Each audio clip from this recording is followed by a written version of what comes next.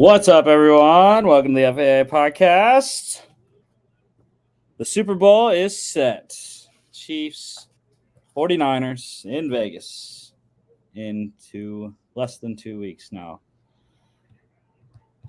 Not what I wanted, anyways. I was about to say, who's we?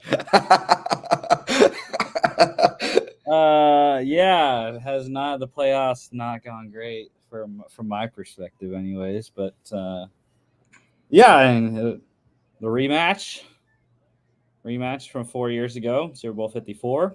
Chiefs won in comeback fashion over the 49ers, but will be interesting for sure. Anyways, let's talk about what we got going on. The AFC Championship, Chiefs 17-10 over the Ravens. And once again, I mean, I've been saying this since he got drafted. Now Lamar has had success, probably going to win his second MVP this year. I understand that. The team is much better with him than without him. However, they've only won one playoff game under Lamar. And once again, whatever, 1, 2, it's an insignificant amount of time number compared to the years he's been in the league. But once again, Lamar couldn't get it done with his arm. And when the Chiefs shut down his rushing attack, which, I mean, 54 yards on 8 carries isn't bad. I mean, he ran for 100 against the Texans, but he was only completing 54.1% of his passes. And he had the one long ball, but that was really it for as far as the downfield passing went. The Chiefs took that away most of the day. So, yeah, I mean, you have to have a quarterback that can throw the ball and not just kill you with his legs. I mean, we've seen it every single year. It happens. Yeah, and especially with Lamar, you can really tell when it comes to his speed, it has dropped in the last couple of years. He isn't as fast as he was about 2-3 years ago when he was blazing past players. I mean, he's still fast, don't get me wrong, but he's noticeably not as fast. And as that slowly deteriorates, his arm is going to have to improve. And he made that throw downfield. It was great. But, I mean, I juxtapose it with that throw he made into the end zone to Isaiah Likely in triple coverage, and he underthrew him by about 2 yards. I mean, that was bad. That was both bad decision-making and a bad throw. He really underthrew in a spot where you had to be unbelievably precise, and he simply wasn't. Yeah, that one made exactly no sense. Bracket coverage with the backside safety coming over to help is like, bro, like, what are you doing? Where are you throwing the ball? I don't know. Like you said. But yeah, Chiefs 4 out of 5 years in the Super Bowl now. They've been to 6 straight AFC championships. And it's the most annoying thing in sports. I want to respect the resilience. Like, it takes a special group to make it this far, but it's annoying. It's annoying because I don't root for them. Yeah. Yeah, I mean, it's Kelsey and Mahomes, like that's it. Like, can you stop that? That's the thing. And then, I mean, like I said during the game we were watching it, I mean, I think if Steve Spagnuolo wanted a head coaching job again, like he had in St. Louis, he would be able to have one, because the job that he's done with this Chiefs defense the last 2 years has just been phenomenal. The amount of young players they have and the amount of just random veterans that they get off the street that produce.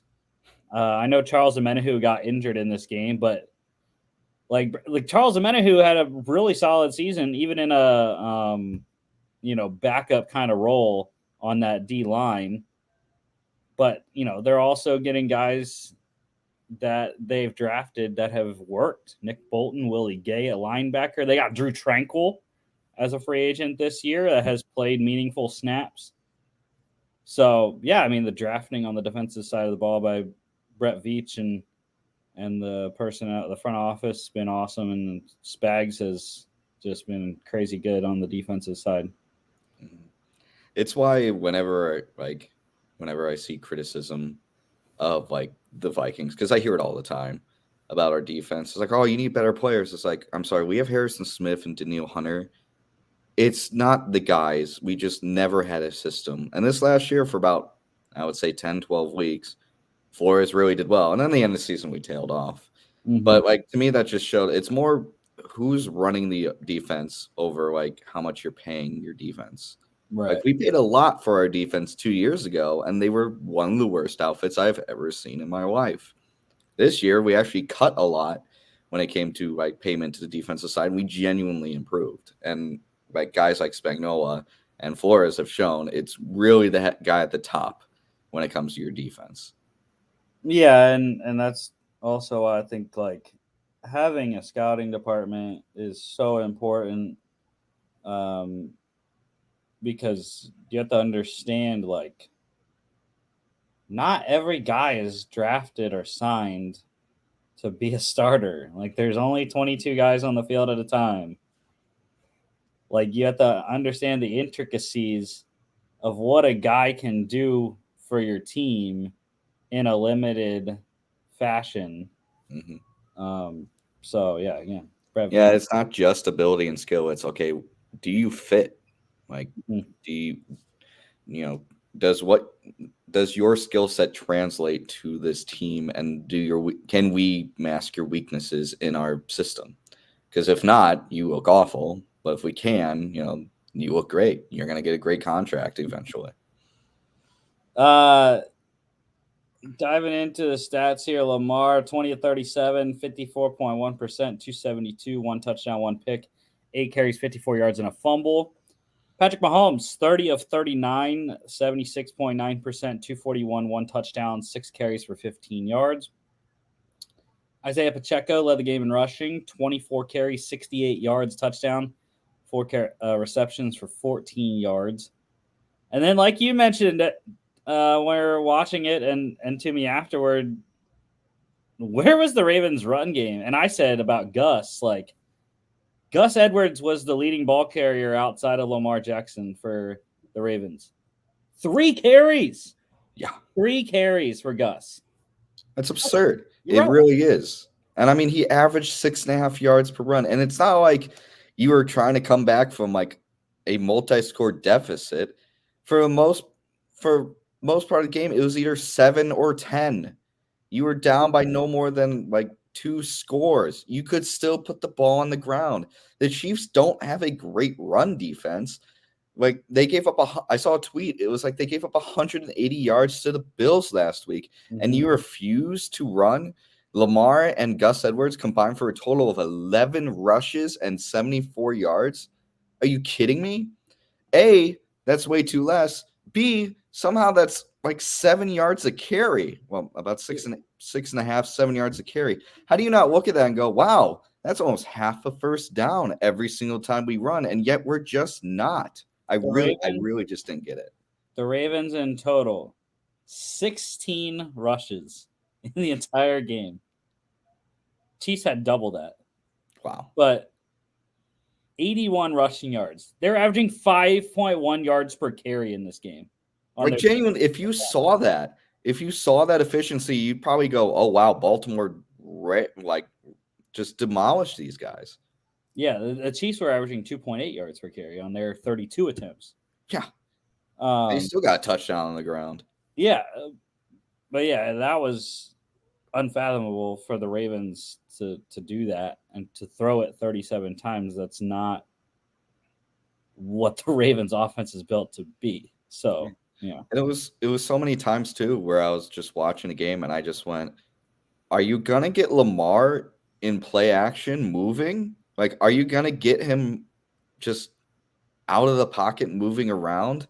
if he wants to do a run pass option, when are you going to do this? When are you going to do this with Lamar? I thought that was his whole thing. I thought that was his biggest strength.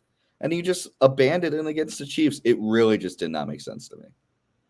Well, and then again, I mean, I'll talk more about this on the second game than the first game. But where was the decision? Maybe not that one. I can't remember. There was a fourth down decision in this game that I did not like what Harbaugh did, and I cannot recall. Was it the play after they tried to pass on 3rd and 1 and Lamar got sacked? I do remember that play. Probably. Oh. No, that was the Zay Flowers. We'll talk about that in a second. We'll get to him. Yeah, I don't know. I thought there was a drive in this game. Maybe this is the one. I don't know. No, that one it was 4th and 17. I don't know. I thought for sure there was a play where the Ravens had the ball and they could have went for it and they didn't, or they did go for it and then I don't know. Anyways,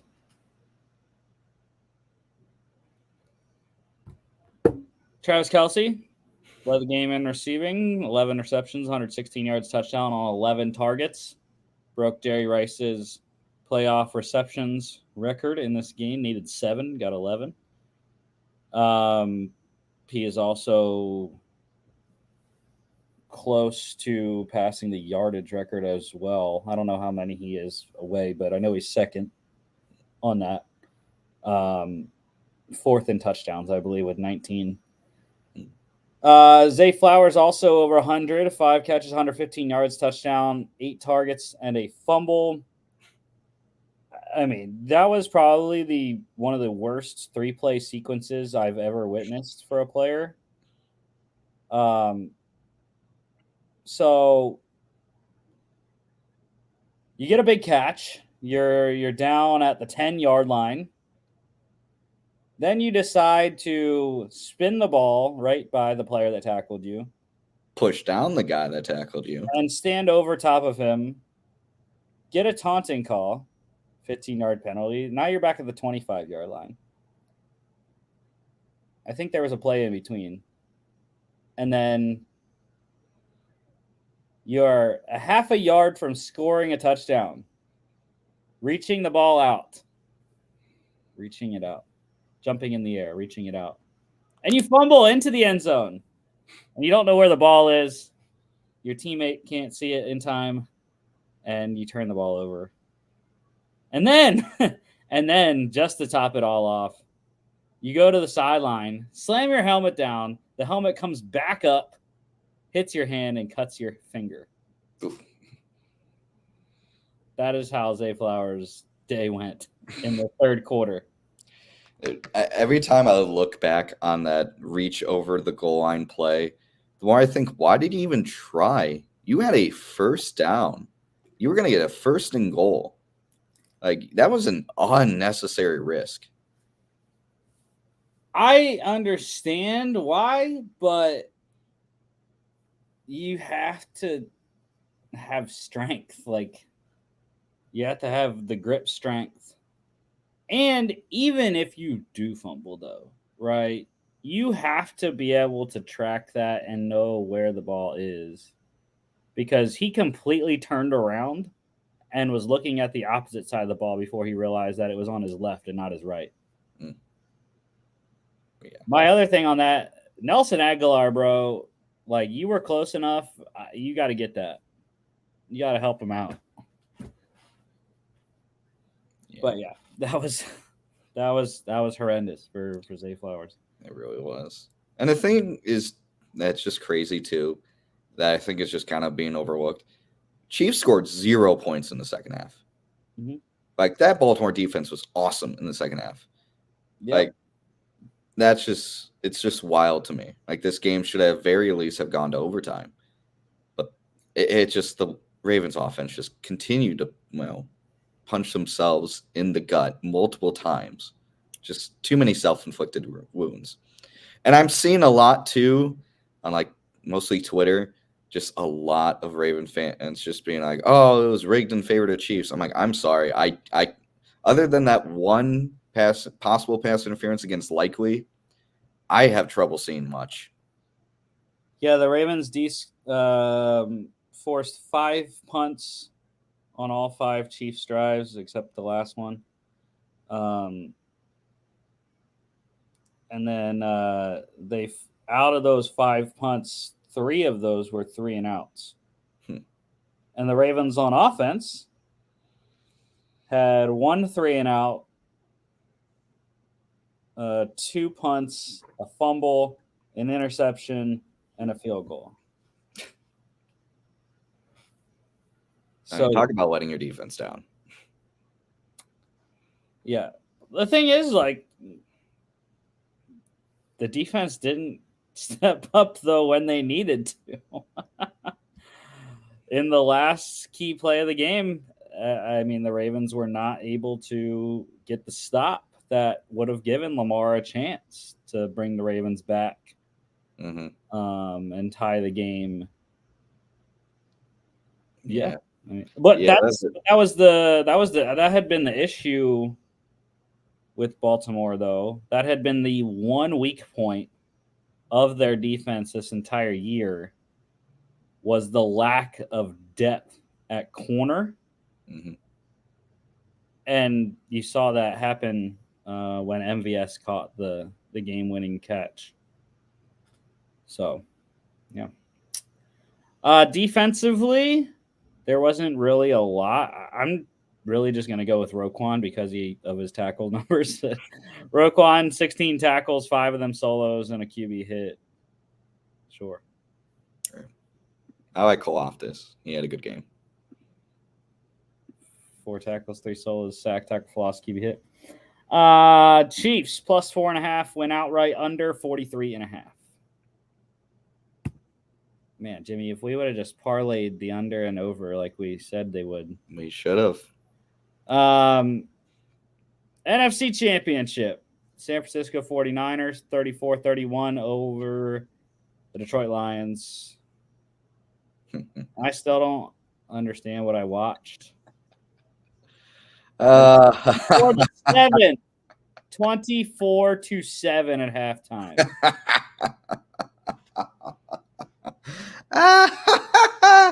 Oh, man. The 49ers scored 27 straight points before the Lions answered with a touchdown.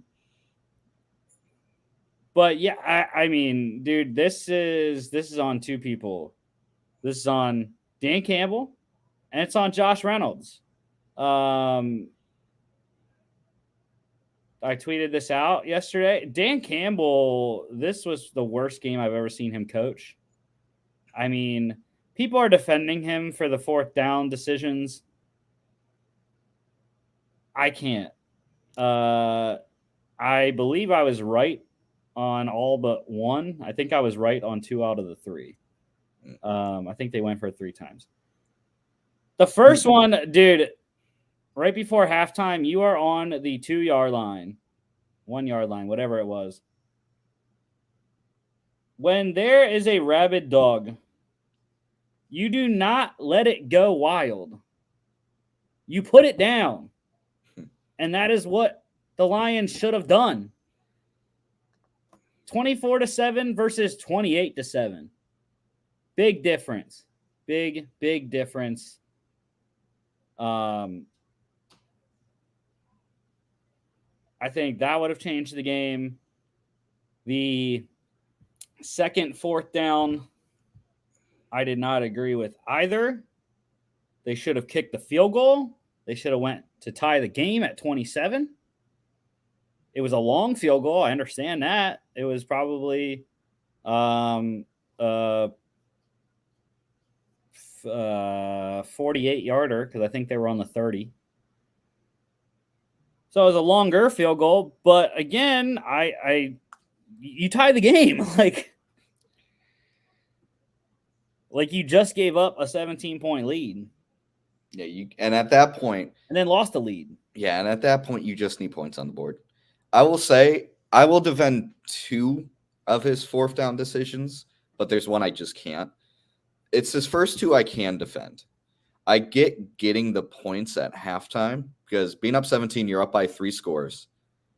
No team had ever come back from a bigger deficit at halftime in a conference championship game at halftime in history.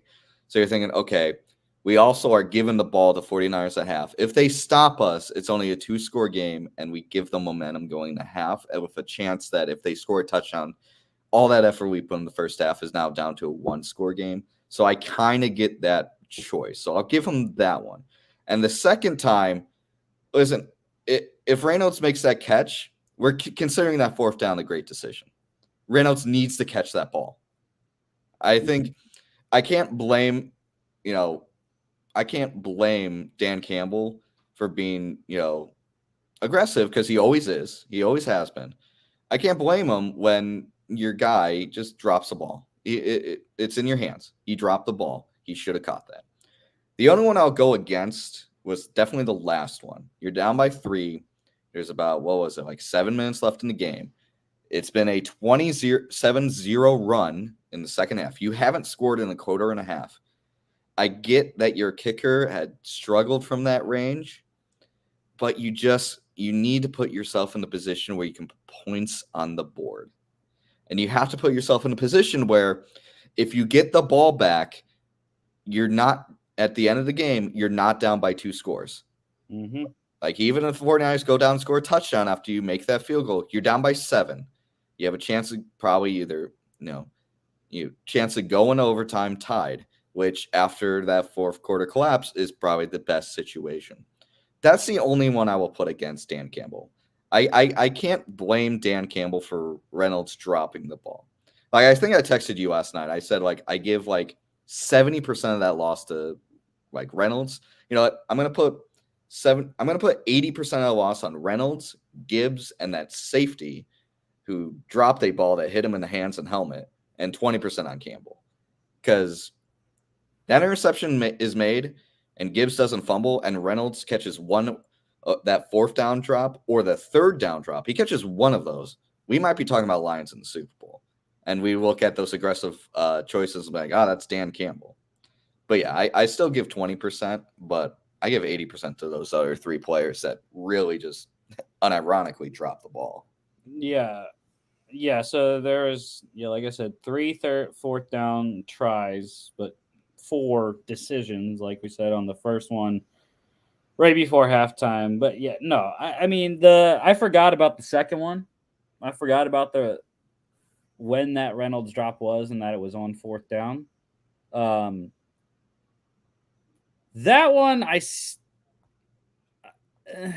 iffy because I understand it's 4th and 2.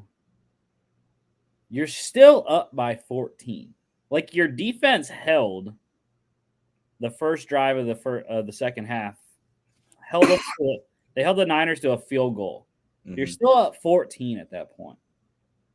Why not go back up 17? Why? Yeah. Why not?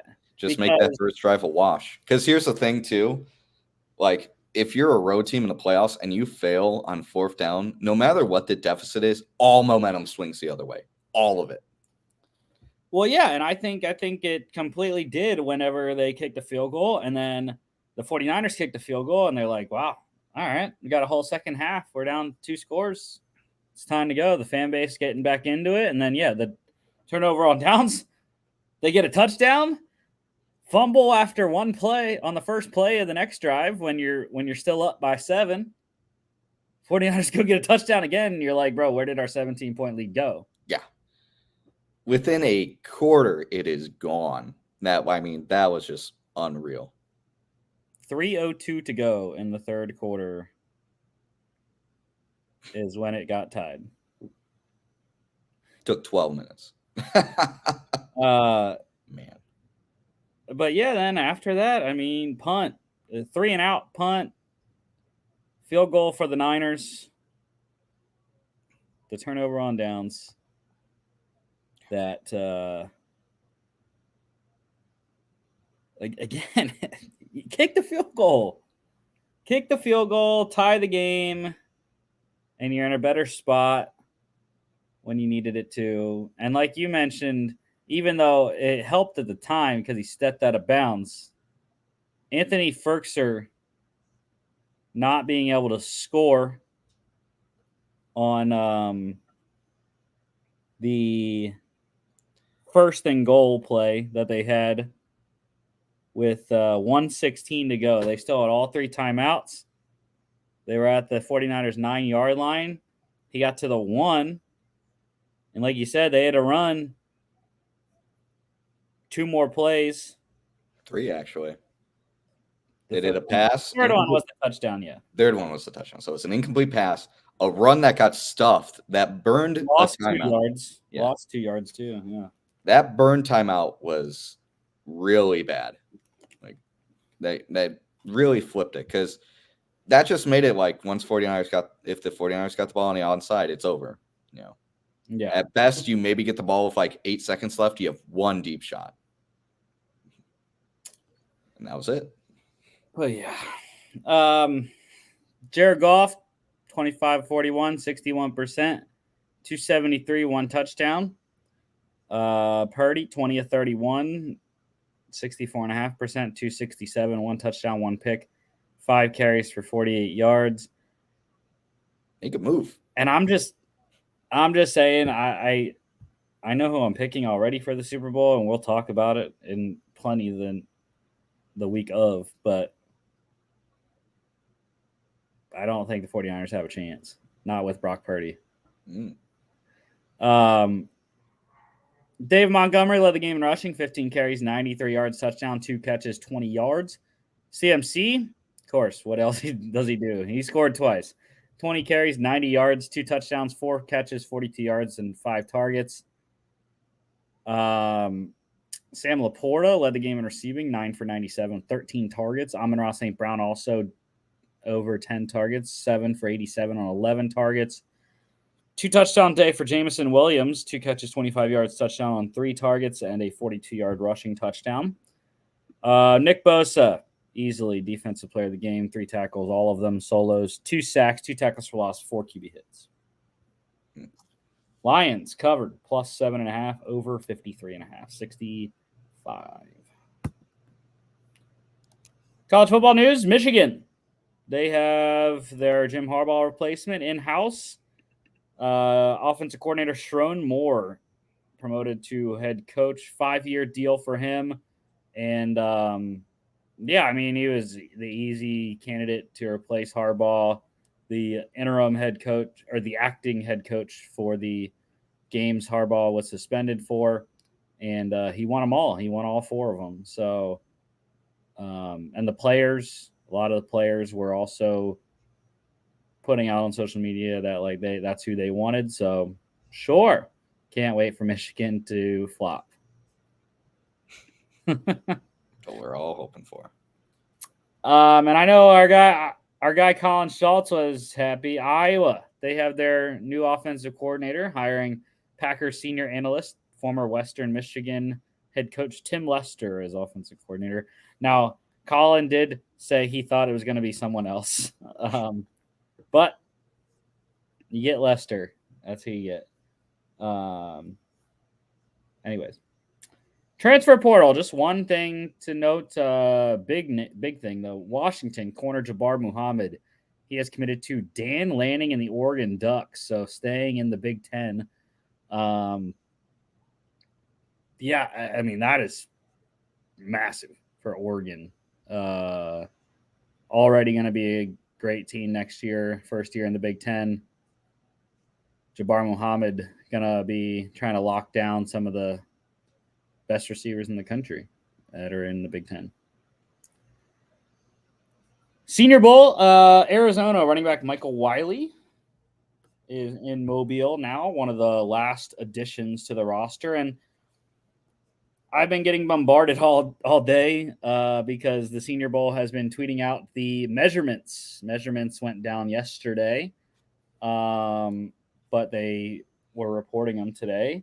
as official. So notable measurements. I have a lot of names here to talk about, but there's like one thing on each guy, pretty much one number that I was surprised at.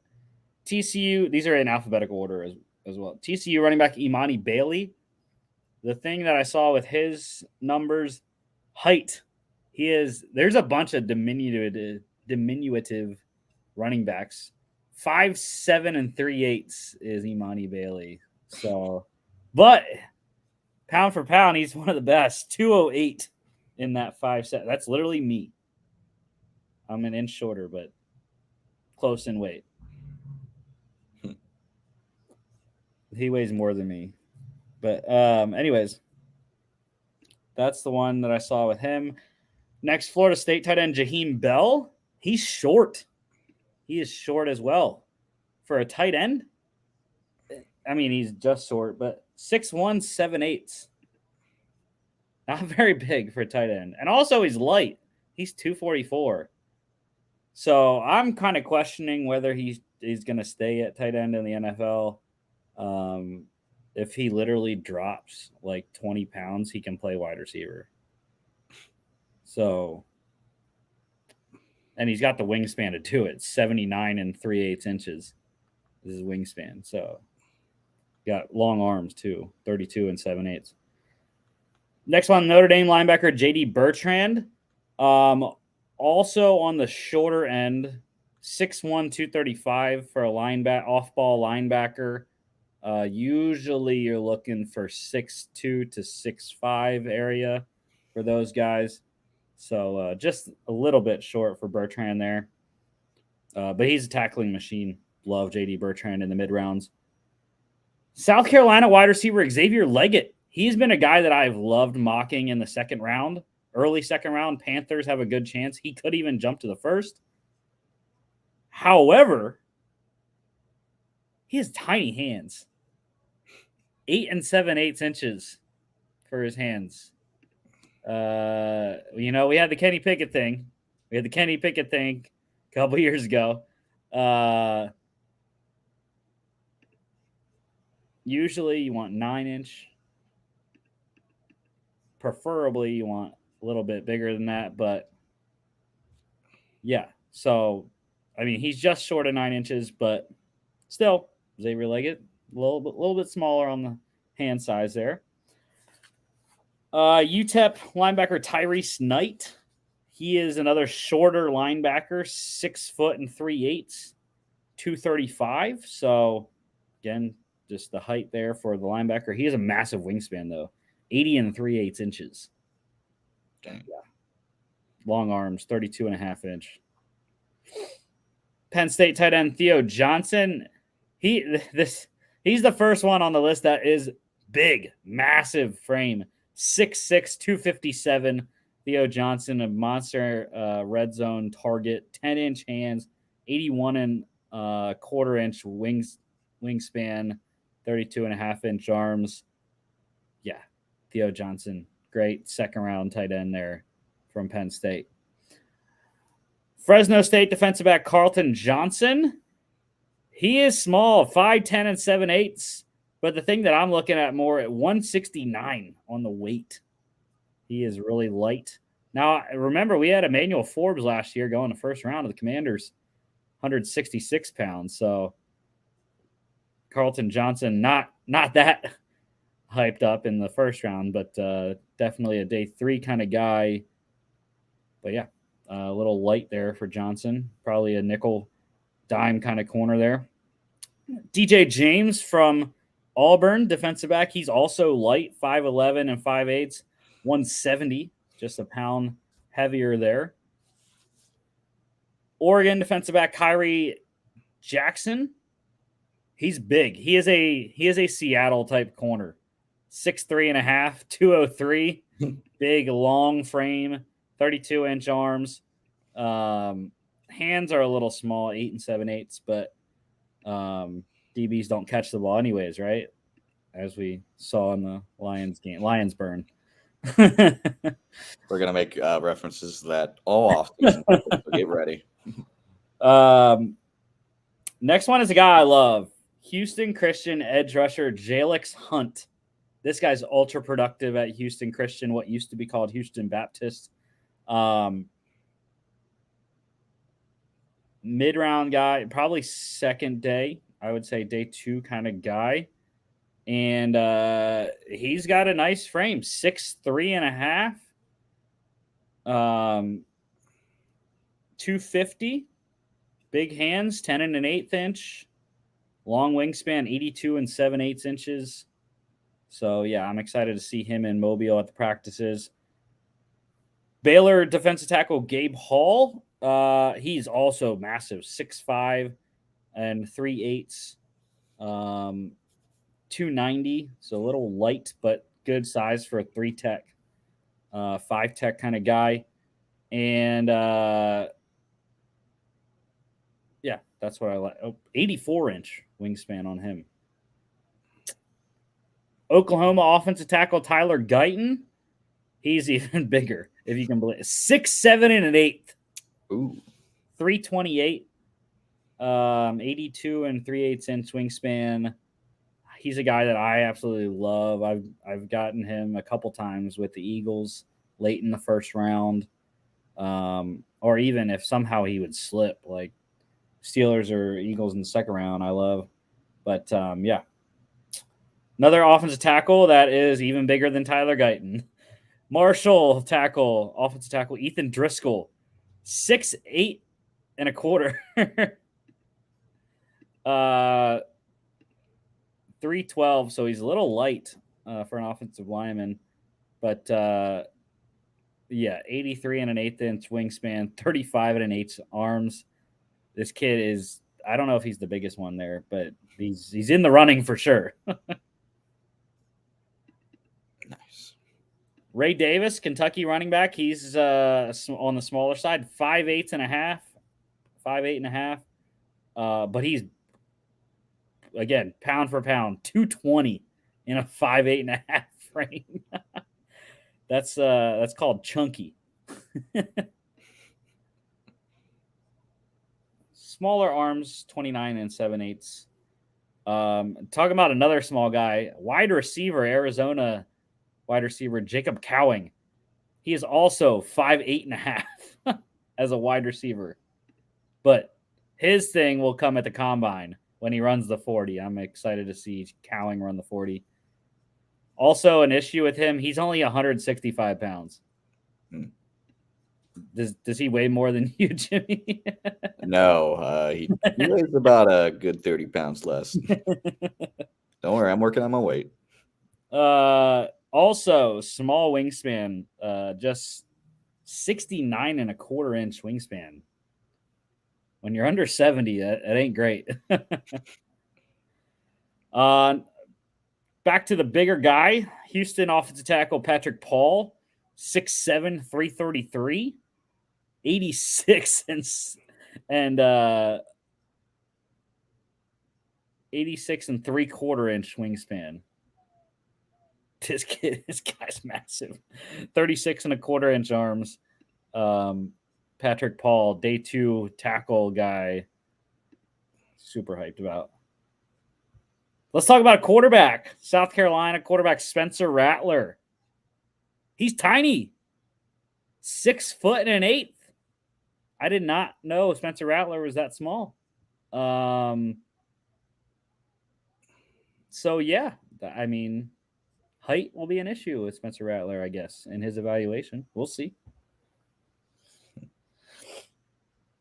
Missouri running back Cody Schrader. Another small running back, 5'8 and 1/4. Again, though, 207, packing that in. He also tiny wingspan and arms, 28 and 1/4 inch arms, just 68 and 3/8 inch wingspan. Anaya Smith, wide receiver from Texas A&M. A little bit taller than Jacob Cowing, 5'9 and 1/4. His weight is fine though. He's 191, so he can take the hits. Arms a little small, 29 and 1/4 though. Another Smith here, Georgia defensive back Tyke Smith. He is tiny. He is a nickel as nickels go because 5'9" and 3/4. It ain't gonna get you much outside of the nickelback position. But 206, pretty solid. He has a big wingspan for a 5'9" guy, 75-inch wingspan. So that'll help him for sure. Minnesota tight end Brevin Spanford, big guy, 6'6" and 5/8, 267, got 10-inch hands, 80 3/8 wingspan. Troy running back Kimani Vidal, another small running back, 5'7" and 5/8, 215, packing the pounds on. And his wingspan is fine, 72 and a half. TCU tight end Jared Wiley, another bigger tight end, 6'6", 253, big wingspan, 79 and 3/4 there. And then Miami safety James Williams. This is another big long defensive back, 6'4" and 3/4, 230. That's a box safety if I've ever seen one. Damn. Big wingspan, 79 and 5/8, 33 and 1/8 arms. I mean, he did wear number. Oh, never mind. I thought that said 40. He wore number 20. So, and the final two guys here, the Wilson guys, Florida State wide receiver Johnny Wilson. You can guess where he is at, Jimmy. I think big. He is big. What we're here for. 6'6" and 1/8. We want big, meaty men. 237. My God. I thought he had bigger hands, but 9.5 inches is not bad. 84 and 3-inch wingspan. He has 35 and 1/4-inch arms. That is ridiculous. Johnny Wilson, I would say the best jump ball red zone target you're going to find in this draft. And then finally, like I said, another Wilson here, Peyton Wilson, linebacker from NC State. He's big. He is a big off-ball linebacker. 6'4" and 1/8, 234. Pretty solid arm and wingspan there. Arms at 30 and 1/8, 76 and 1/8-inch wing. But yeah, those are all the guys that I saw. Measurements stood out for me anyways at the Senior Bowl. UFL news, Battlehawks. Bad news for the St. Louis running back Max Borghi, the former Roughneck star. He has informed the team he will not be playing in the UFL this season, so not great. St. Louis going to have to pivot from him. The Memphis Showboats, they released quarterback Ryan Willis, former Virginia Tech Hokie there. The Arlington Renegades re-signing a couple guys from last year, running back Letty Brown and kicker Taylor Russolino. The DC Defenders, they signed Guardians quarterback DeAndre Francois. Super hyped for that. He's going to battle with a couple of the other guys we got. Hopefully De'Aaron King officially announces he's coming back. I would love to have him on the team again. And then the Roughnecks, they signed Saints wide receiver Kirk Merritt. NFL news, coaching carousel, a bunch of coordinators getting hired this week. The Panthers, however, are going to have to look for a special teams guy because they are not retaining former interim head coach and special teams coordinator Chris Tabor. They are going to move on with the new staff under Dave Canales. The Bears, they hired Bills assistant head coach, D-line coach Eric Washington as DC. So no Joe Barry as the DC in Chicago. Damn it. He is getting looked at, though, for like linebackers coach positions in a couple teams. The Patriots, they have their new defensive coordinator, promoting defensive line coach DeMarcus Covington.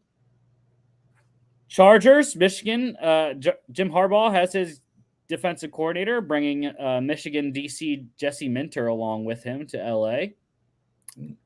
The Falcons, they hired Rams pass game coordinator Zach Robinson as offensive coordinator. That was new head coach Raheem Morris's top option and top option for many teams around the league, but he goes with a familiar face. They're tying together in LA. Eagles super hyped.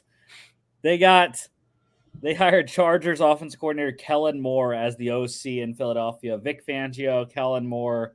I absolutely love what Nick Sirianni has done with his top two positions. I've wanted Kellen Moore for a while for the Panthers head coaching spot. He wasn't really involved in any head coach search this year, but I love Kellen Moore. Super hyped he's on one of my teams finally, and excited for the Eagles offense next year. The Bills, they promoted interim offensive coordinator Joe Brady to the full-time OC spot. Made a lot of sense.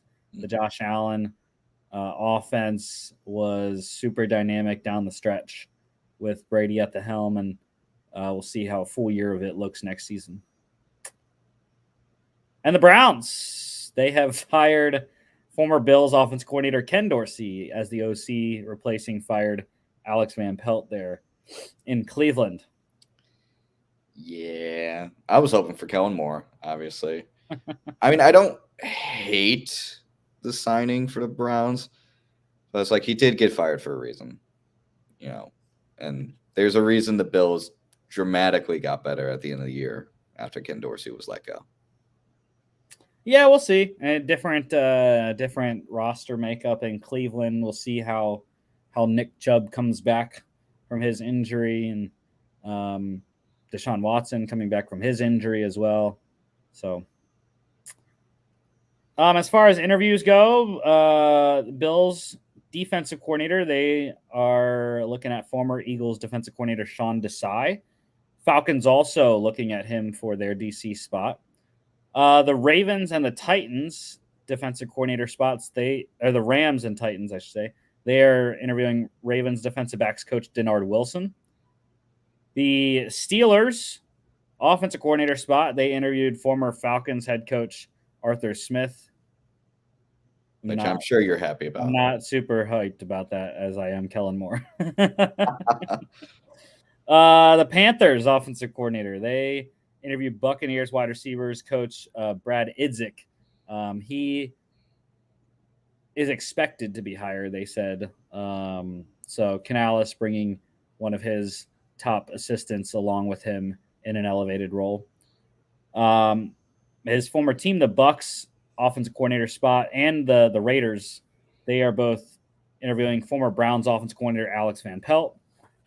The Titans offense coordinator, they're interviewing Jaguars pass game coordinator Nick Holes. And Patriots special teams coordinator, they're looking at Rams assistant special teams coach Jeremy Springer. Not to be confused with Jerry Springer. That's the show. That's it. I know Jimmy's got to get to class. Yeah. I still got 40 minutes. But yeah, super short show. That's how Mondays will be going from here on out until the UFL starts, pretty much in late March 30th. But yeah, next week will be Super Bowl week.